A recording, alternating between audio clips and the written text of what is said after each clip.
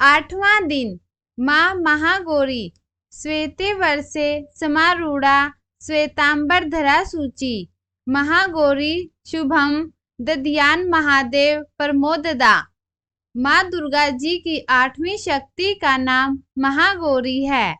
दुर्गा पूजा के 8वें दिन महागौरी की उपासना का विधान है। इनकी शक्ति अमोघ और सद्फलदायिनी है। इनकी उपासना से भक्तों के सभी कलमश धुल जाते हैं। 13वां अध्याय राजा सूरत और वैश्य को देवी का वरदान। महर्षि मेघा ने कहा, हे राजन, इस प्रकार देवी के उत्तम महात्म्य का वर्णन मैंने तुमको सुनाया। जगत को धारण करने वाली इस देवी का ऐसा ही प्रभाव है। वही देवी ज्ञान के देने वाली है और भगवान विष्णु की इस माया के प्रभाव से तुम और यह वैश्य तथा अन्य विवेकी जन मोहित होते हैं और भविष्य में मोहित होंगे। हे राजन, तुम इसी परमेश्वरी की शरण में जाओ। यही भगवती आराधना करने पर मनुष्य को भोग, स्वर्ग तथा मोक्ष प्रदान करती है। मार्कंडेय जी ने कहा, महर्षि मेघा की यह बात सुनकर राजा सूरत ने उत्तम व्रत वाले ऋषि को प्रणाम किया और राज्य के छिन जाने के कारण उसके मन में अत्यंत ग्लानि हुई और वह राजा तथा वैश्य तपस्या के लिए वन को चले गए और नदी के तट पर आसन लगाकर भगवती के दर्शन के लिए तपस्या करने लगे। दोनों ने नदी के तट पर देवी की मूर्ति बनाई और पुष्प, धूप, गंध, दीप तथा हवन द्वारा उसका पूजन करने लगे।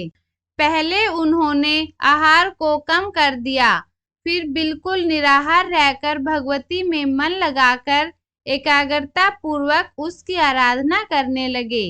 वह दोनों अपने शरीर के रक्त से देवी को बलि देते हुए 3 वर्ष तक लगातार भगवती की आराधना करते रहे। 3 वर्ष के पश्चात जगत का पालन करने वाली चंडिका ने उनको प्रत्यक्ष दर्शन देकर कहा। देवी बोली, हे राजन तथा अपने कुल को प्रसन्न करने वाले वैश्य, तुम जिस वर की इच्छा रखते हो वह मुझसे मांगो। वह वर मैं तुमको दूंगी, क्योंकि मैं तुम पर अत्यंत प्रसन्न हूँ। मार्कंडेय जी कहते हैं, यह सुन राजा ने अगले जन्म में नष्ट न होने वाला अखंड राज्य और इस जन्म में बलपूर्वक अपने शत्रुओं को नष्ट करने के पश्चात अपना पुनः राज्य प्राप्त करने के लिए भगवती से वरदान मांगा। और वैश्य ने भी, जिसका चित्त संसार की ओर से विरक्त हो चुका था, अतः भगवती से अपनी तथा अहंकार रूप आसक्ति को नष्ट कर देने वाले ज्ञान को देने के लिए कहा। देवी ने कहा, हे राजन, तुम शीघ्र ही अपने शत्रुओं को मारकर पुनः अपना राज्य प्राप्त कर लोगे। तुम्हारा राज्य स्थिर रहने वाला होगा। फिर मृत्यु के पश्चात आप सूर्य देव के अंश से जन्म लेकर सावर्णिक मनु के नाम से इस पृथ्वी पर ख्याति को प्राप्त होंगे। हे वैश्य, कुल में श्रेष्ठ, आपने जो मुझसे वर मांगा है वह आपको देती हूँ। आपको मोक्ष के देने वाले ज्ञान की प्राप्ति होगी। मार्कंडेय जी कहते हैं, इस प्रकार उन दोनों को मनोवांछित वर प्रदान कर तथा उनसे अपनी स्तुति सुनकर भगवती अंतर्ध्यान हो गई। और इस प्रकार क्षत्रियों में श्रेष्ठ वह राजा सूरत भगवान सूर्यदेव से जन्म लेकर इस पृथ्वी पर सावर्णिक मनु के नाम से विख्यात होंगे। देवी सूक्त। भगवती बोली, मैं रुद्र, वसु, आदित्य और विश्व देवता के रूप में भ्रमण करती हूँ, अर्थात मैं ही उन सभी रूपों में दिखाई दे रही हूँ। मैं ही ब्रह्म रूप से मित्र तथा वरुण दोनों रूपों को धारण करती हूँ। मैं ही इंद्र और अग्नि का आधार हूँ। मैं ही दोनों अश्विनी कुमारों का पालन पोषण करती हूँ। मैं ही शत्रु का संहार करने वाली कामादि दोष निवर्तक, परम आह्लाद प्रदान करने वाली यज्ञत सोम, चंद्रमा, मन अथवा शिव का पालन पोषण करती हूँ। मैं ही त्वष्टा, पूषा और भग को भी धारण करती हूँ। जो उपासक यज्ञ में देवताओं को तृप्त करने के लिए हाथ में समीधा लेकर हवन करता है, उसे लोक परलोक में सुखकारी फल देने वाली मैं ही हूँ। मैं ही संपूर्ण विश्व की ईश्वरी हूँ। मैं भक्तों को उनकी इच्छित वस्तु धन प्रदान करती हूँ। पर ब्रह्म को मैंने अपनी आत्मा के रूप में अनुभव किया है। जिसके लिए यज्ञ किए जाते हैं उनमें मैं सर्वश्रेष्ठ हूँ। जगत में विद्यमान संपूर्ण प्रपंच के रूप में मैं ही विभिन्न रूप में विराजमान हूँ।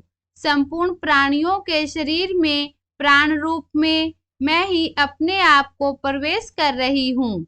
अलग अलग देश, काल, वस्तु और व्यक्तियों में जो कुछ भी हो रहा है वह सब मेरे लिए ही किया जा रहा है। संपूर्ण जगत के रूप में स्थित होने के कारण इस संसार में जो कुछ भी हो रहा है वह सब मेरे कारण ही हो रहा है। जो अन्न खाता है वह मेरी ही शक्ति से खाता है।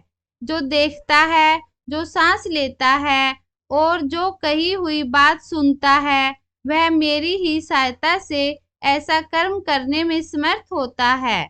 इस प्रकार जो भक्त अंतर्यामी रूप से स्थित मुझे नहीं पहचानते वे अज्ञानी, दीनहीन और क्षीण हो जाते हैं। देवी अपराध समापन स्त्रोत। हे माँ, मैं न मंत्र जानता हूँ न यंत्र। मुझे स्तुति का भी ज्ञान नहीं है और न आह्वान का पता है न ध्यान का। माँ, मुझे स्त्रोत और कथा की भी जानकारी नहीं है। न तो तुम्हारी ध्यान मुद्राएं जानता हूँ और न ही मुझे व्याकुल होकर विलाप करना ही आता है, परंतु सिर्फ जानता हूँ केवल आपका अनुसरण करना, आपके पीछे चलना। सबका उद्धार करने वाली कल्याणी माँ, मैं पूजा की विधि नहीं जानता। मेरे पास धन का भी अभाव है। मैं स्वभाव से भी आलसी हूँ। इन सब कारणों से आपकी चरणों की सेवा में कोई त्रुटि हो गई हो तो मुझे क्षमा करना। हे देवी माँ, मुझे मोक्ष की इच्छा नहीं है, संसार के वैभव की अभिलाषा नहीं है, न ज्ञान विज्ञान की अपेक्षा है, न सुख की आकांक्षा है। अतः तुमसे मेरी यही याचना है कि मेरा जन्म रुद्रानी, शिवे, शिव, भवानी इन नामों का जप करते हुए बीते। माँ श्यामा, नाना प्रकार की पूजन सामग्रियों से कभी विधि पूर्वक तुम्हारी आराधना मुझसे न हो सकी। सदा कठोर भाव का चिंतन करने वाली मेरी वाणी ने कौन सा अपराध नहीं किया है। फिर भी आप स्वयं ही प्रयत्न करके मुझ पर जो कुछ भी कृपा दृष्टि करती हो, यह दृष्टि आपके ही योग्य है। आपके जैसी दयामयी माता ही मेरे जैसे कुपुत्र को भी आश्रय दे सकती है। हे माता दुर्गे, करुणा सिंधु महेश्वरी, मैं विपत्तियों में फंसकर आज जो आपका स्मरण करता हूँ, क्योंकि भूख प्यास से पीड़ित बालक माता का ही स्मरण करते हैं। हे माँ जगदम्बे, मुझ पर जो आपकी पूर्ण कृपा बनी हुई है, इसमें आश्चर्य की कौन सी बात है। पुत्र अपराध पर अपराध क्यों न करता जा रहा हो, फिर भी माता उसकी उपेक्षा नहीं करती। हे महादेवी, मेरे समान कोई पापी नहीं है और आपके समान दूसरी कोई पापहारिणी नहीं है। ऐसा जानकर जो उचित जान पड़े वह मेरे लिए करो। नवरात्रों का कन्या पूजन। श्री दुर्गा के भक्तों को देवी जी की अतिशय प्रसन्नता के लिए नवरात्रि में अष्टमी अथवा नवमी को कुमारी कन्याओं को अवश्य खिलाना चाहिए। इन कुमारियों की संख्या 9 हो तो अति उत्तम, शक्ति न होने पर 2 ही सही, किंतु भोजन करने वाली कन्याएं 2 वर्ष से कम तथा 10 वर्ष से ऊपर नहीं होनी चाहिए। 2 वर्ष की कन्या कुमारी 3 वर्ष की कन्या त्रिमूर्ति, 4 वर्ष की कल्याणी, 5 वर्ष की रोहिणी, 6 वर्ष की कालिका, 7 वर्ष की चंडिका, 8 वर्ष की शांभवी, 9 वर्ष की दुर्गा तथा 10 वर्ष की कन्या सुभद्रा के समान मानी जाती है। इन सब कुमारियों के नमस्कार मंत्र ये हैं: कुमार्य नमः, त्रिमूर्ते नमः, कल्याणे नमः, रोहिण्ये नमः, कालिकाय नमः, चंडिकाय नमः, शांभवे नमः, दुर्गाय नमः, सुभद्राय नमः। कुमारियों में हीनांगी, अधिकांगी, कुरूपा नहीं होनी चाहिए। पूजन के बाद जब सब कुमारी देवी भोजन कर ले तो उनसे अपने सिर पर अक्षत छुड़वाए और उन्हें दक्षिणा दे। इस तरह करने पर महामाया भगवती अत्यंत प्रसन्न होकर मनोरथ पूर्ण कर देती हैं।